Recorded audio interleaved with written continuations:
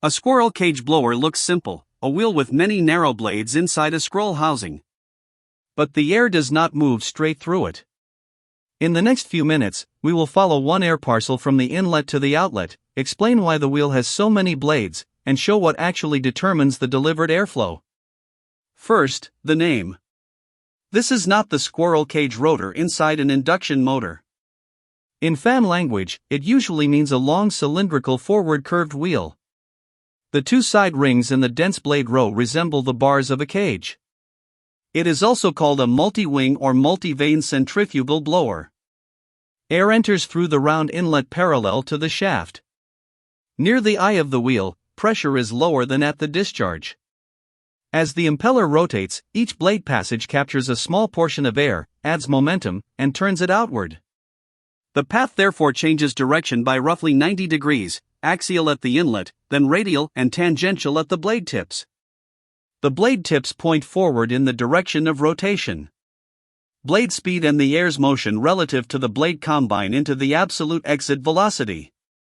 A forward curved wheel can move substantial volume and a compact diameter at relatively modest rotational speed.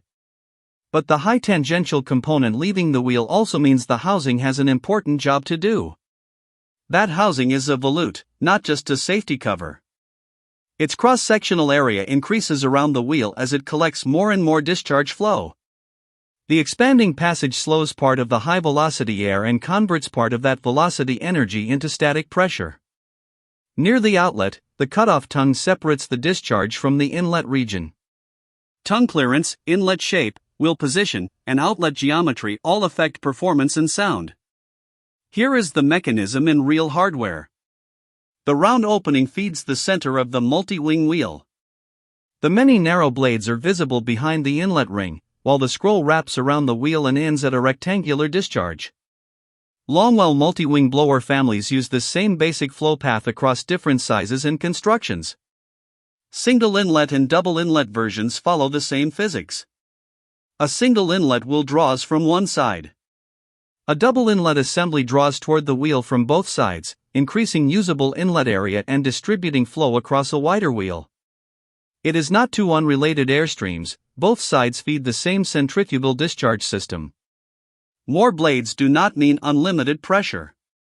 Narrow passages can produce smooth, compact airflow, but they also make the wheel more sensitive to dust buildup, inlet blockage, and distorted approach flow. A dirty wheel changes passage area, balance, and blade loading.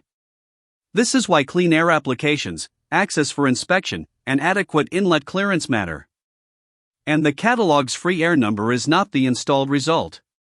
Filters, coils, grills, bends, and ducts create a rising system resistance curve.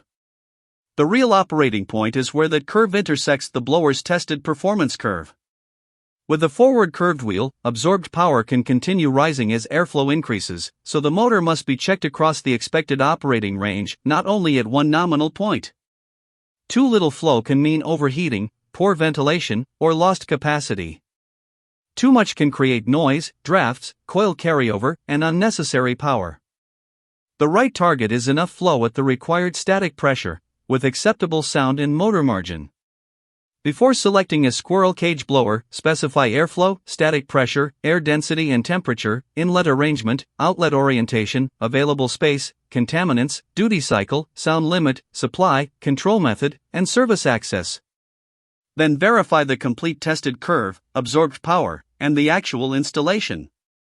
For a project-specific airflow and duty point review, visit longwellfans.com.